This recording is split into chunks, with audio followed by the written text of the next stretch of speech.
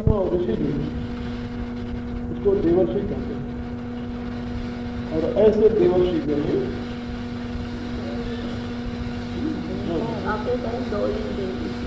हाँ, देवर्षि नारद और पर्वत, नारद और पर्वत।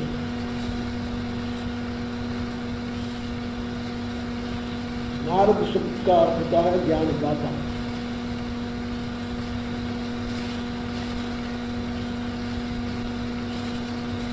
देवर्षि नाम से नारद, देवर्षियों में हाँ आरम्भ ज्ञानम के बाद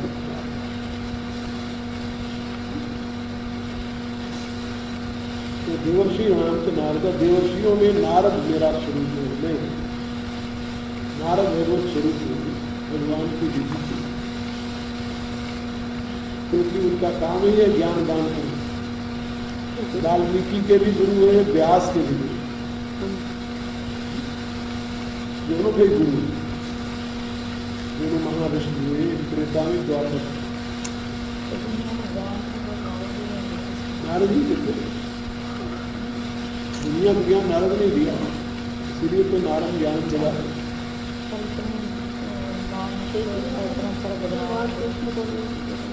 तो सबको देते हैं जी, भगवान कृष्ण ही उनके शिष्य हैं, तो किसको नहीं देते? दुर्गति थोड़ी की, राम महिमा है कि इनको देवता और देव दोनों बराबर में प्यार करते हैं, सभी उनको उनका सब आदर करते हैं, कर दे तो चले जाए, उनके लिए कहीं प्रतिबंध नहीं। राजा के अंतापुर में जाकर खड़े हो जाएंगे। हाँ जी, अंतापुर में भगवान सामने जाकर खड़े हो गए, खड़े हो जाते हैं दरवाजे में। करते देखो तो नहीं, मेरा भगवान रहते क्या करते हैं वहाँ पर भगवान क्या कर रहे थे जानते हो? रुक्मिणी का बाल बना रहे, एक जगह गए तो नियाने खिला रहे थे, बच्चे खिला रहे थे, एक जगह तो पासा खेल रहे थे, जहाँ गए वहाँ देखा कुछ न कुछ कर रहे थे। तो ये नारद भगवान की विभूति, भगवान के मन है ऐसा।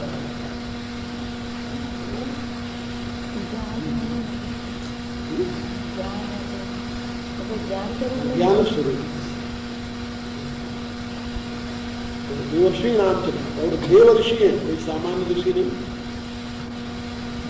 देवर्षि देवता और ऋषि दोनों।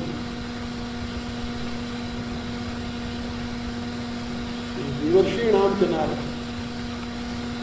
नारद की बड़ी महिमा है और दुनिया का समस्त ज्ञान उनके पास है। कोई ऐसा विषय नहीं है जिसके वो ज्ञाता नहीं। दुनिया का समस्त ज्ञान उनके पास है, भगवान के मानसिक पुत्र ब्रह्मदेव के। ये देवर्षि नाम के नाम है।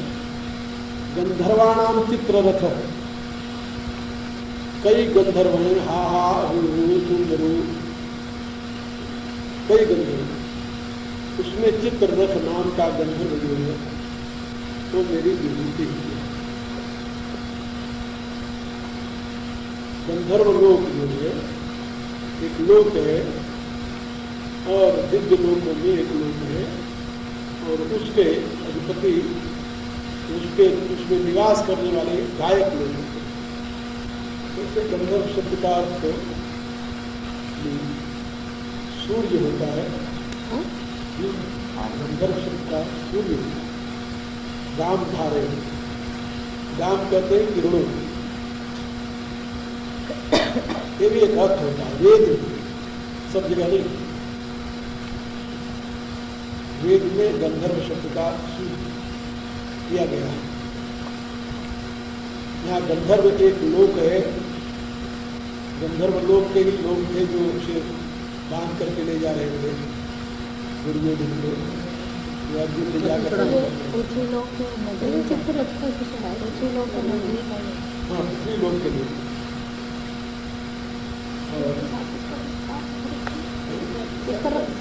कोई दोस्त था ना उसका, अर्जुन का कोई चित्र बड़ी सुंदर की बात करें तो गंधर्वों में चित्र थे मेरा मेरी बेटी।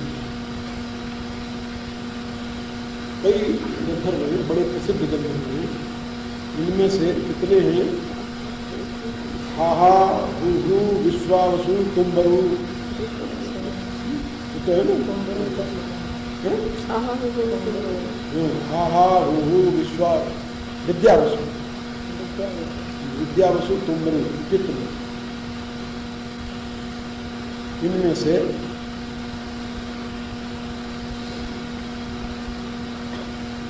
चित्ररथ नाम का गंधर्व में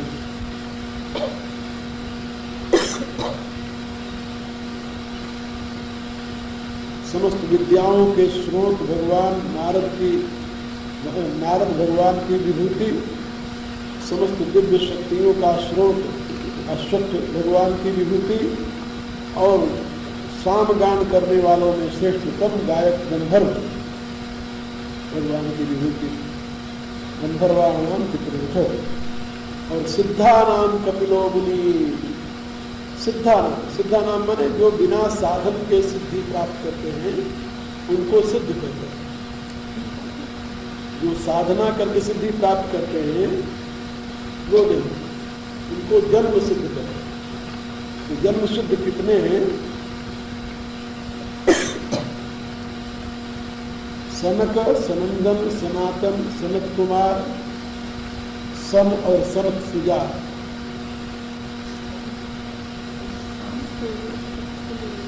सनक, सनंदन, सनातन, सनत कुमार, सन और सनत सुजात और कपिल। सन और सनत सुजात महाभारत में का नाम है। सुजात नहीं, कपिल सात हुए।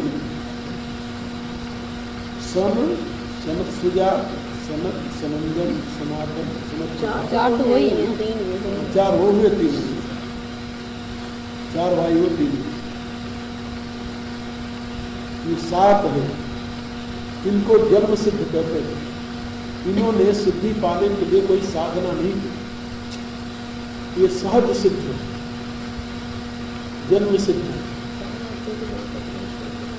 जन्म लेते ही मां को उपदेश देने लगे, सांख्य शास्त्र का प्रकाश किया। इनमें से सिद्धा नाम, इन सातों सिद्धों में कपिलो मुनि, कपिल मुनि नाम का जो सिद्ध है वो मेरा स्वरूप है। भगवान कपिल को अवतार है कपिला।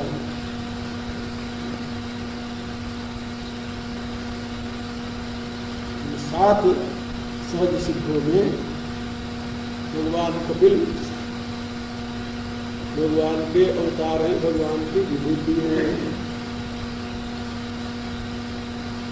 भगवान कपिल द्वारा ही विश्व को सर्वप्रथम दर्शन शास्त्र की दृष्टि मिली। विश्व में प्रथम दार्शनिक भगवान कपिल, उनसे पहले कोई दार्शनिक नहीं। अन्वीक्ष की विद्या का जन्मदाता, अन्वीक्ष की विद्या के जन्मदाता भगवान कपिल।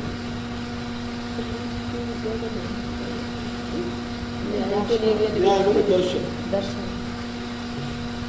उहापोहात्मक सत्य की खोज, सत्य का विवेचन। की विद्या किसे कहते हैं? उहापोहात्मक सत्य का विवेचन, विनाशात्मक सत्य का विवेचन, विश्लेषणात्मक, एनालिटिकल एक्सप्लेनेशन ऑफ ट्रुथ।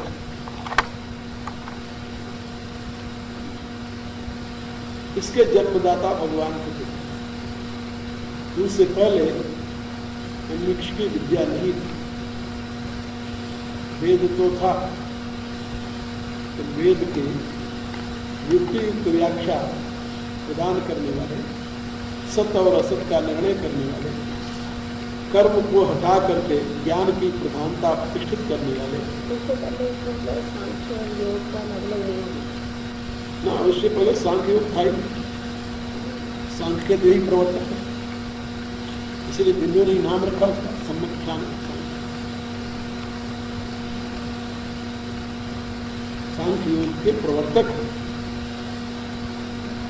इसलिए सिद्धानाम कपिलो मुनि, सिद्धों में भगवान कपिल।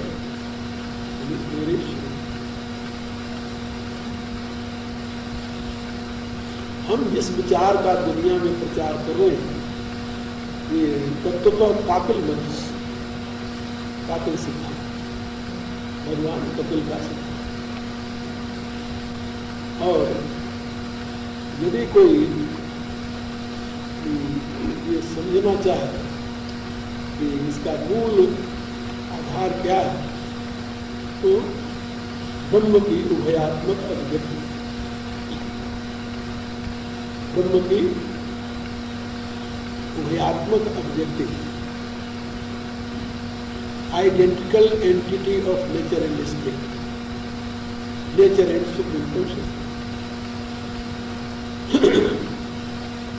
लेकिन भगवान कपिल के जो विचार है वो श्रीमद् भागवत में और महाभारत में आरक्षित है।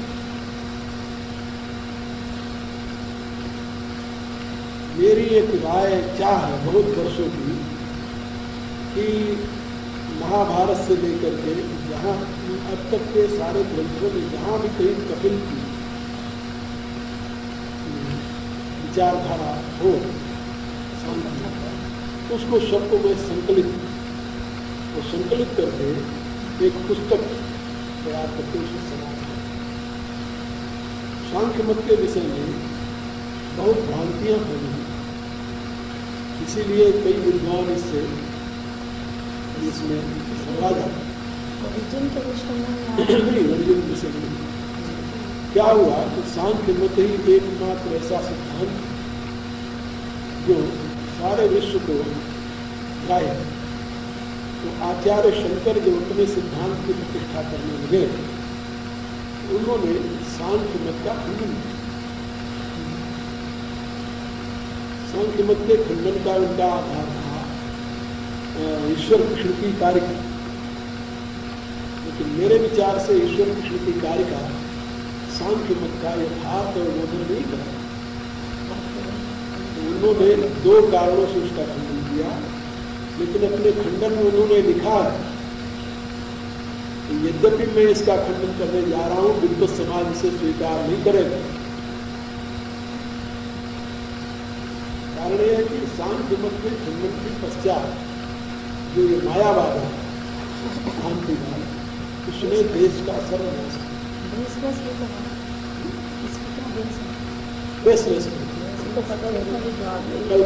कल्पना में जगत और कुछ नहीं।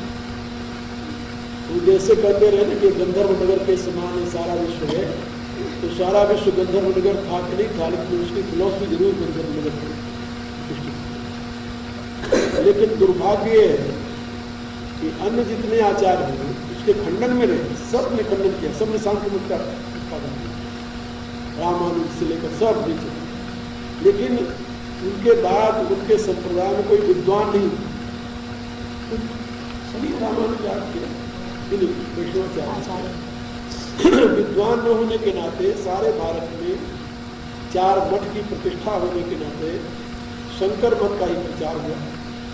और शंकर मत के अनुयायी इतने विदित जिसे कहते होंगे कि वो अपने उन्हीं बातों को जो उन्होंने लिखा था उसी को बोलते हैं। आज भी उन्हीं को पढ़ाना चलता है, प्रस्थानक कहीं पढ़ते वही पढ़ाते वही बोलते थे। और इसीलिए जब मैं पहले पर बम्बई गया, मुझे बुलाया, बम्बई उनका केंद्र है इन अद्वैतवादियों मायावादियों का। और जब मैं वहाँ विचार देना शुरू किया तो वहाँ की जनता इतनी मात्रा में जो इकट्ठा होने लगी, उसका मूल कारण ये कि उसके विपरीत विचार उसने कभी सुना ही नहीं। और फिर वहाँ पर बार बार रोज प्रश्न होते थे, और वहाँ का जो संचालक है वो अच्छा समझदार,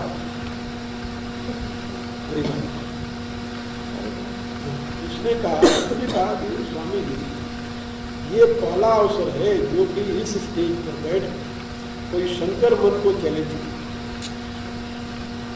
पर अभी तक कोई ऐसा नहीं आया। और यहाँ की जो जनता है इनको वही बात सुनने की हैबिट बन गई। अब आपकी बातें सुनते तो लोग चौंक जाते हैं, फिर मेरी शिकायत करते हैं और मैं कहता हूँ भाई उससे पूछो। तो मैं आपसे जो पूछता हूँ, प्रश्न करता हूँ, तो आप ये ना समझना मैं आपके विचारों का आदर करता हूँ। आपके विचार बिल्कुल वैज्ञानिक, इसलिए मैं उसको चाहता हूँ कि आपके विचारों का विचार इससे जनता समझे, उस परिपाटी से, उस लकीर से हटकर के सोचे। ये डॉक्टर तो हमें यही लोगों ने सिखाया कि दुनिया मिथ्या है, ब्रह्म सत्य है, संसार नरक है और पति को आत्मा ही सत्य है, ये सिखाया। इसीलिए बताने का साहस नहीं किया। और बाकी जो वैष्णवाचार्य आते हैं वो तो भजन कीर्तन करते हैं, ढोल पीटते हैं, भजन गाए चले। इसीलिए इस प्रकार से वैज्ञानिक, और उस स्टेज पर बैठ करके उनका कौन खंडन करेगा? तुम्हारे घर में जाकर तुम्हें कौन गालियां देगा? उन्होंने कहा कि पहली बार तो मेरे सारे दिन चले होंगे, 16 दिन का मेरा कार्यक्रम था, इतना वहाँ पर है तहलका मच गई समाज में। और मैं लगातार 5 वर्ष तक गया था। अभी मेरा स्वास्थ्य खराब हो गया, पर सब बीमार के रहते नहीं। तो लोगों में कितनी चाह, और लोग कंप्लेन करते हैं उनको बुलाओ, उनकी बात सुनो, क्योंकि ये परिपाटी यदि चल पड़ी ब्रह्म सत्य मिथ्या, बस उसी को पकड़े हुए।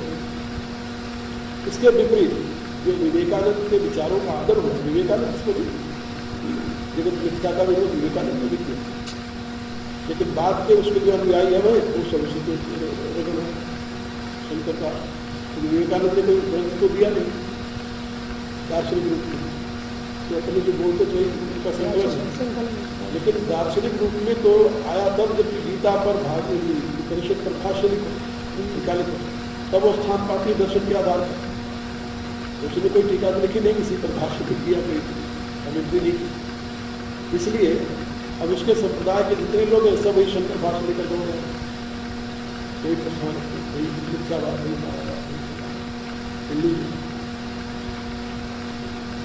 तो ये बहुत ही दुखद है।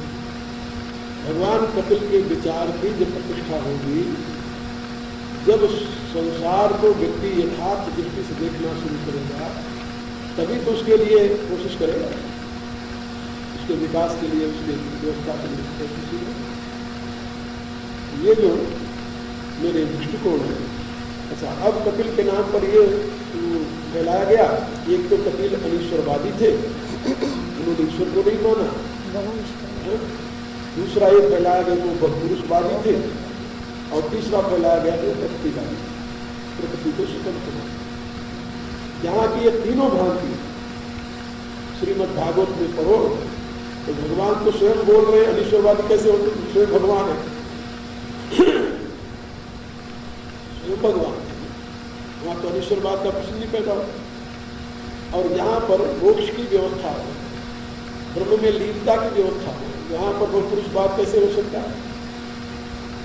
और जन्म की व्यवस्था से बहुपुरुष शब्द है, उन्होंने कहा पुरुष बहुत जन्म व्यवस्था का पुरुष बहुत, तो जन्म की व्यवस्था से पुरुष का बहुत तो नहीं है, कौन मानने के लिए तैयार है कि नहीं एक ही पुरुष है दुनिया में?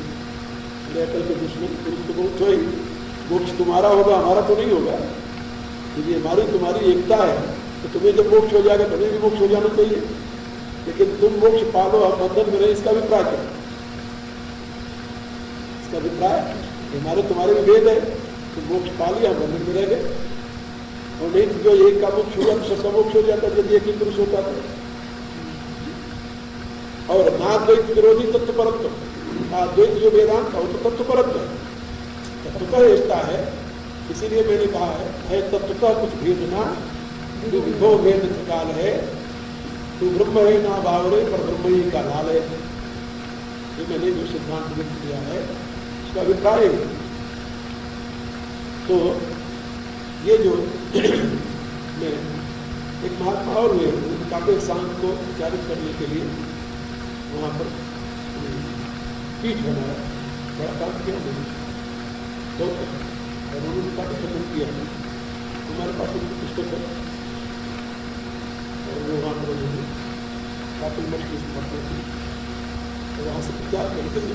आदमी कम है, इनकी जमात है पूरी, तो लाखों की तादाद में घूम रहे ब्रह्म सत्यम जगत विद्या करते हुए। गद्दी और भी तमाम हरिद्वार से भरा हुआ है। हरिद्वार ऋषिकेश लेकर लाल कपड़े पहने हुए, और एक पुष्ट के विचार सागर व्यक्ति प्रभाकर और विचार चंद्रोदय अब तो पंजाब में बहुत कम हो गया। पहले तो पंजाब में नहीं का बोल वाला था, कोई विचार दूसरा विचार वाला पंजाब में टिक नहीं सकता। पंजाब में पूरे इन्हीं का बोल वाला था। महामंडलेश्वर पहला व्यक्ति था जो कि पंजाब में टिका, नहीं तो पंजाब में कोई इनके टिक नहीं सकता। इन्हीं का बोल वाला तो जितने हैं सारे मठ नहीं किया। वैष्णव की जो स्थान है तो बेचारे को नहीं पड़ेंगे, कोई निष्ठा नहीं है। कुछ लोग गांव के लोग हैं श्रद्धा रखते हैं, तो उनका कोई प्रचार तो नहीं है। दातारपुर वाला है, वो है यहाँ क्या बोलते हैं, जो के पास है दातारपुर वाला,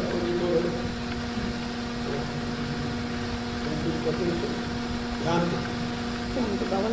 बाबालाल तो वैष्णव उनका बड़ा प्रचार है गाँव में। ऐसा नहीं, उनके जो आते जो गद्दी शिष्य नहीं जी, जो गद्दी के शिष्य है वही प्रचार के रूप में नहीं, सत्ता के रूप में प्रचार रूप में नहीं, गद्दी के शिष्य है वही। सम्मेलन में वेदांती वेदांती बोलते थे, सम्मेलन में वेदांती आते हैं, कोई दूसरा बातें नहीं कर सकते। इसलिए ये ऐसा गड़बड़ हो गया सारा सारा, देश के लिए बहुत अधिक। आचार्य शंकर की ये दृष्टि थी, बाद में लोगों ने उनकी टीका की हुई है। बुद्धों का भी हाँ, बाद में उन्होंने बड़ा रोया, भगवती की आराधना की, ये किया वो किया, लेकिन हम चल पड़ी थी उनके आगे उनकी जितनी स्थितियाँ हैं भगवती की और देवता वो तो बाद में रूल बेस्ड कमेंट्री बन गई। कमेंट्री में उन्होंने ही लिखा, कमेंट्री में बेस्ड बन गई। इसलिए मेरी ये बहुत आंतरिक चाह है, भागवत से, महाभारत से, अग्नितम रामायण भागवत महाभारत सब में से ये इकट्ठा करो और उपनिषदों में जहाँ इनको शब्द इकट्ठा करके एक विश्लेषणात्मक पुस्तक प्रकाशित करें। बहुत वर्षों से विचार इसको भगवान ने स्वास्थ्य दिया, करने की चाह है, कैसे होता है बोले दौड़ने से खाली मिले करें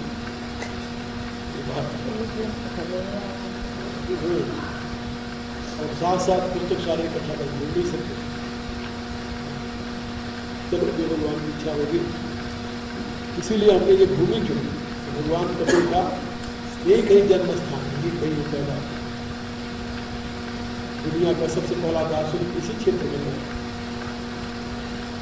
सरस्वती को पुत्र एक पिता का आश्रम था, कपिल ऋषि, यहाँ से हिमालय शुरू होता है। जहाँ से हिमालय शुरू होता है तो हिमालय की तलहटी में उनका आश्रम था, सरस्वती की किनारे।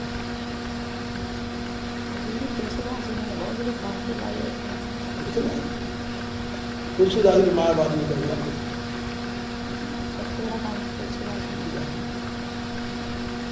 तुलसीदास जी ने किया, तुलसीदास जी ने कहीं पर पारिभाषिक शब्द प्रयोग कर दिया है, उनका किया तो है, लेकिन इसके लिए भगवान तुलसीदास जी ने भगवान कपिल जी का दूसरा भी शांत शास्त्र जिन तत्व विचार वैष्णवाचार्यों ने तो प्रति पुरुष को प्रतिष्ठित किया, सीता के रूप में प्रति पुरुष के रूप में दान किया, लक्ष्मी नारायण लक्ष्मी पुरुष, राधा कृष्ण सीताराम लक्ष्मी नारायण वैष्णवाचार्यों ने किया। लेकिन उनके प्रचार उनकी अपेक्षा नहीं करता, इसलिए इसकी काफी उसकी भेष होती है, इसके पास शक्ति होती है, कोई गिर गया नहीं। भूर्भुवस्सुः तत्सवितुर्वरेण्यं भर्गो देवस्य धीमहि धियो यो नः प्रचोदयात्। ओम विश्वावदेव शंकर ओम सर्वे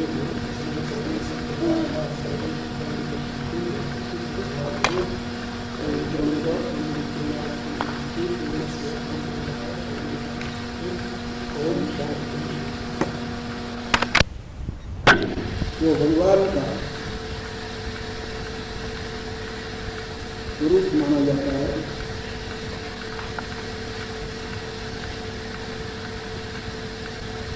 भगवान कहते हैं अश्वत्थ का वृक्ष, पीपल का वृक्ष,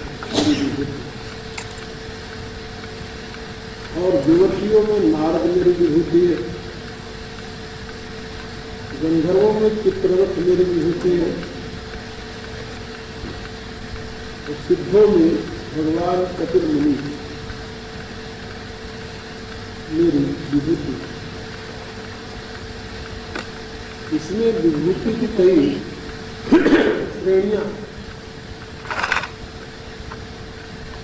विभिन्न श्रेणियों की विभूतियों का विभिन्न प्रकार से सेवन करने का विधान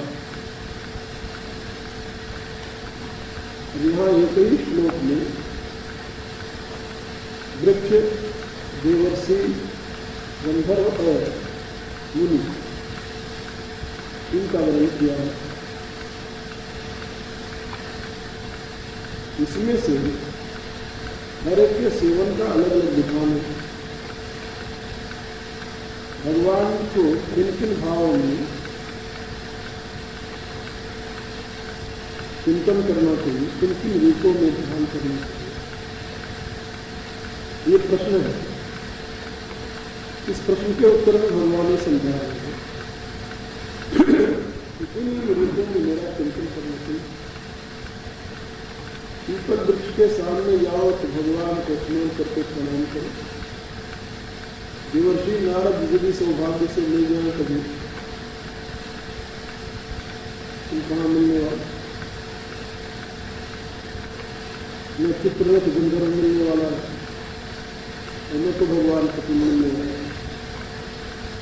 लेकिन ये दिव्य आत्माएं हैं, ये नित्य रूप से निवास करती हैं।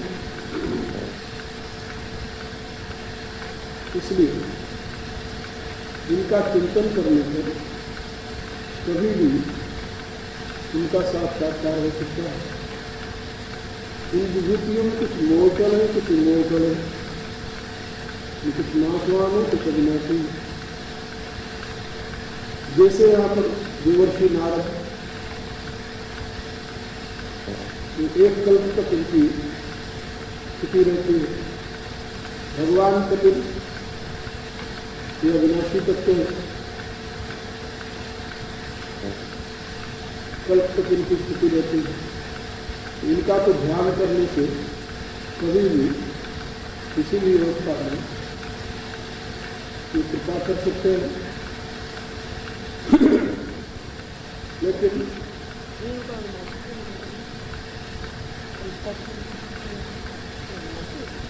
नित्य अपने शरीर की सिद्ध, उनकी मृत्यु नहीं, मृत्यु से परे भगवान कपिल और भगवान नारायण इस मृत्यु से परे, मृत्यु उनका स्थिति, क्योंकि ये तो आत्म शरीर में स्थित रहते, इनका शरीर दिव्य है, पार्थिव नहीं, पार्थिव शरीर का ही विलय होता है, नाश होता है। इनका शरीर पार्थिव नहीं है, इसलिए इनका नाश नहीं है, ये विनाशी। लेकिन इसी में अश्वत्थ का वृक्ष है,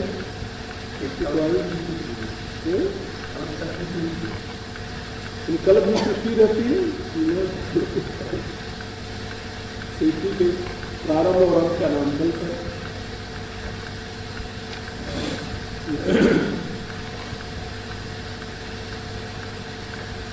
तो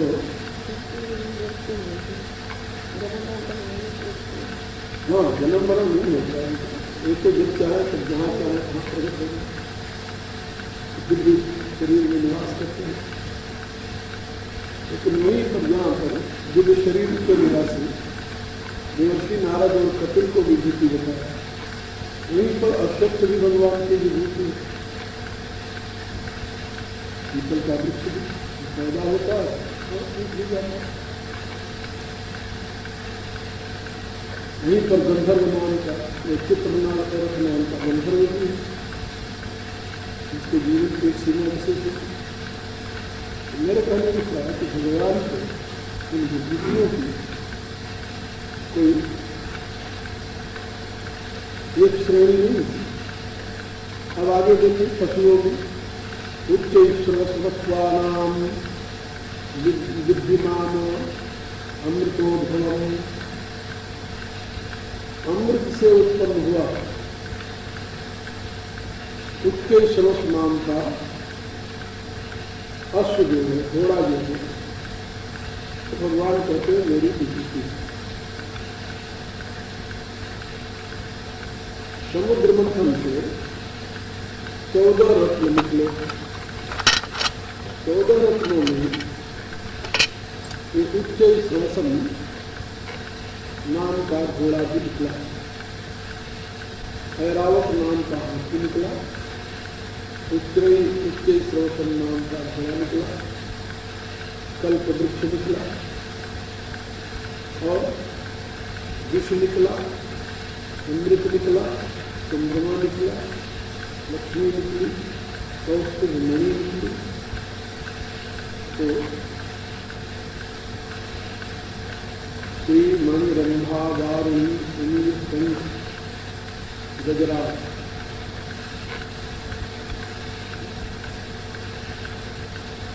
14 रत्न इस प्रकार से निकले समुद्र मंथन से। तो इसमें उत्तेज नाम का जो अस्त्र भगवान का तो मेरी विभूति है। अब अपन तो कभी देखे नहीं उसकी स्रोत नाम का अलग कभी देखने वाले शब्द का क्या